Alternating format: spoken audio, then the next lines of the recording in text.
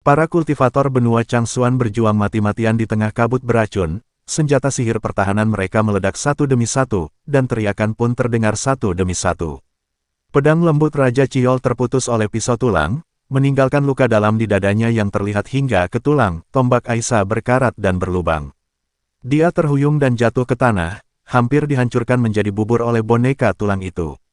Formasi teratai hijau milik teratai biru runtuh sepenuhnya. Dia memuntahkan seteguk darah, dan saat dia tersapu oleh kabut hitam, dia melemparkan jimat giok ke arah Chen Ping dengan sekuat tenaga. Saat Chen Ping menangkap jimat giok itu, informasi yang tak terhitung jumlahnya membanjiri pikirannya. Ini adalah teknik pedang kuno yang diwariskan oleh Master Blue Lotus. Seseorang perlu menggunakan esensi dan darahnya sendiri sebagai pemandu dan memadatkan seluruh kekuatan spiritual tubuh menjadi sinar pedang sepanjang 3 inci, sehingga dapat menembus semua rintangan jahat di dunia. Namun harga yang harus dibayar dengan menggunakan pedang ini ialah ia akan menguras vitalitas sang kultivator, dan sekalipun berhasil, ia akan menjadi lumpuh. Ayo bertarung. Chen Ping menggigit lidahnya dan menyemprotkan darah ke pedang pembunuh naga. Badan pedang itu mengeluarkan suara nyaring bagaikan auman naga, dan pedang yang awalnya sepanjang 3 kaki itu mulai terus memanjang hingga berubah menjadi bilah cahaya sepanjang 1000 kaki. Kemanapun energi pedang itu lewat, retakan hitam tercipta di angkasa. Tepat ketika formasi surga pemakan tulang iblis hendak rampung, Chen Ping melompat ke atas, dan bilah cahaya dengan momentum penghancur dunia menebas ke arah pusat formasi. Tawa Raja Erosi Tulang berakhir dengan tiba-tiba. Dia buru-buru mengumpulkan energi iblisnya untuk melawan, tetapi saat dia bersentuhan dengan cahaya pedang, seluruh tubuhnya mulai hancur berkeping-keping. Kedua belas boneka tulang itu meledak menjadi bubuk tulang di seluruh langit pada saat yang sama, tetapi Raja Erosi Tulang di pusat formasi itu, bagaimanapun juga, adalah iblis pada tahap setengah langkah Mahayana. Meskipun dia terluka parah, dia masih memiliki kekuatan untuk melawan. Lengannya yang tersisa tiba-tiba membengkak dan berubah menjadi cakar hitam raksasa, yang langsung menuju jantung Chen Ping. Di saat kritis itu, pedang pembunuh naga milik Chen Ping tiba-tiba mengeluarkan cahaya warna-warni. Chen Ping meraung dengan agung, berani sekali kau, setan kecil, bersikap begitu lancang. Bayangan naga emas terbang keluar dari pedang dan bertabrakan dengan cakar raksasa hitam. Fluktuasi energi yang dahsyat meratakan area seluas ratusan mil ke tanah, dan sebuah lubang pembuangan besar muncul di tanah. Saat asap dan debu menghilang, Raja Erosi Tulang telah menghilang, hanya meninggalkan tanda hitam yang diukir dengan rune aneh. Kemenangan, para biksu yang selamat bersorak, tetapi sorak-soral itu segera terganggu oleh krisis baru. Tentara sesungguhnya dari kota Erosi Tulang akhirnya muncul. Para prajurit iblis yang berdesakan rapat itu bagaikan gelombang hitam, membanjiri seluruh langit. Yang lebih mengerikan lagi adalah para prajurit kerangka yang dibakar menjadi abu oleh kirin api benar-benar mengembun kembali dalam kabut hitam, dan jumlah mereka beberapa kali lebih banyak dari sebelumnya. Bagaimana bisa? Wajah Mo Qingyun pucat, dan dia hanya memiliki sedikit kekuatan spiritual tersisa. Chen Ping hampir tak dapat berdiri, bersandar pada pedang pembunuh naga. Meridiannya terputus karena penggunaan teknik pedang kuno, dan sekarang bahkan berdiri pun menjadi masalah baginya. Api di tubuh unicorn api kecil itu menjadi redup karena konsumsi yang berlebihan. Konsumsi terus-menerus membuat Chen Ping dan anak buahnya tidak dapat menahannya lagi. Pada saat putus asa ini, langit tiba-tiba menjadi gelap. Kegelapan yang lebih pekat dari kabut hitam menyelimuti seluruh medan perang, bahkan angin iblis yang menderu pun terhenti. Itu, Humazi membelalakan matanya dan menunjuk ke langit. Saya melihat bayangan gelap perlahan muncul di atas awan. Binatang pemakan langit. Chen Ping sangat gembira. Dia tidak tahu kapan binatang penelan langit kecil ini, yang hanya tahu cara tidur sepanjang hari, keluar. Dengan tambahan binatang pernakan langit ini, Chen Ping merasa lega. Lagi pula, orang ini bisa melahap segalanya. Telanlah mereka untukku, lahaplah semua iblis ini, kata Chen Ping pada si binatang kecil penelan langit.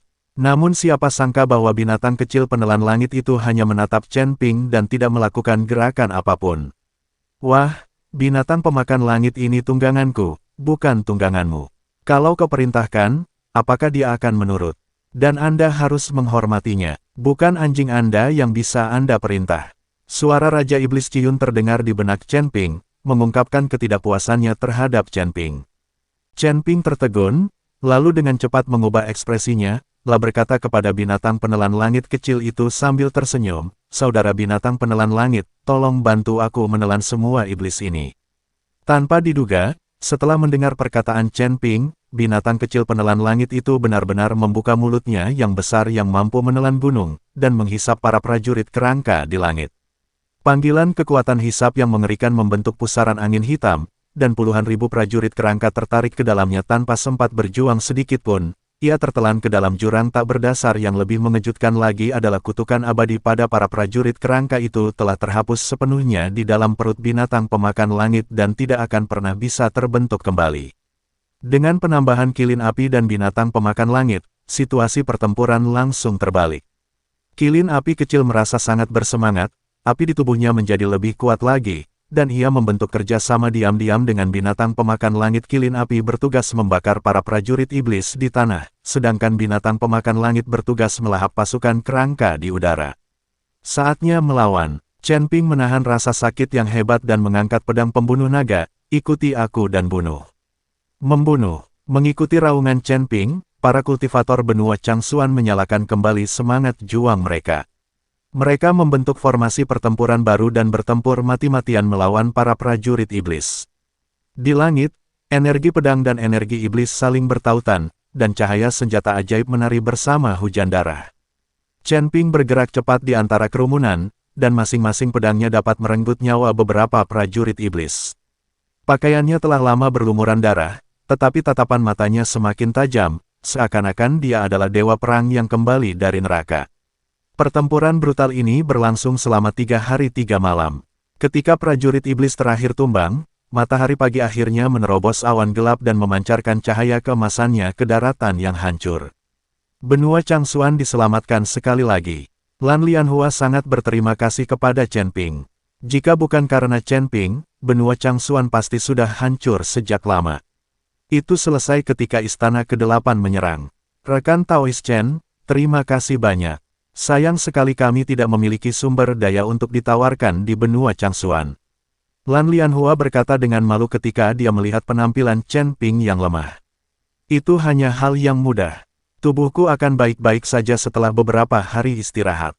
Chen Ping tersenyum sedikit. Dengan menara penekan setan, Chen Ping hanya perlu memasuki menara untuk berlatih, dan meskipun hanya membutuhkan waktu beberapa jam, ia akan dapat pulih dengan cepat. Setelah menyelesaikan semuanya, Chen Ping membawa Humazi ke menara penekan setan. Kali ini, Humazi juga banyak mengonsumsi. Setelah menghabiskan sehari di menara penekan setan, mereka berdua menjadi penuh energi dan pulih seperti sebelumnya. Ketika Lan Lianhua melihat Chen Ping, dia juga terkejut. Namun, Mo Qingyun tidak terkejut. Dia pernah berada di menara penekan setan milik Chen Ping sebelumnya dan tahu betapa kuatnya menara itu. "Rekan Taoist Chen, kamu pulih seperti sebelumnya hanya dalam 1 hari.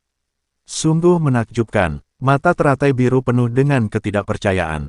Chen Ping hanya tersenyum tipis, lalu bertanya, "Suan Nu, bolehkah aku bertanya, bagaimana pulau terapung benua Changsuan bisa melayang dari atas?" Lan Lianhua menggelengkan kepalanya, "Aku juga tidak tahu. Ketika aku mengambil alih benua Changsuan, pulau terapung itu sudah ada. Pulau itu tampaknya sudah ada selama bertahun-tahun, tetapi tidak ada yang ingat sudah berapa tahun. Apakah Anda menyukai lingkungan pulau terapung, rekan Daoist Chen? Anda dapat tinggal di pulau terapung selamanya. Anda adalah dermawan benua Changsuan kami. Bahkan jika Anda tinggal di pulau ini selamanya, tidak akan ada yang merasa tidak puas." "Tidak, tidak. Aku hanya penasaran. Aku tidak ingin tinggal di sini."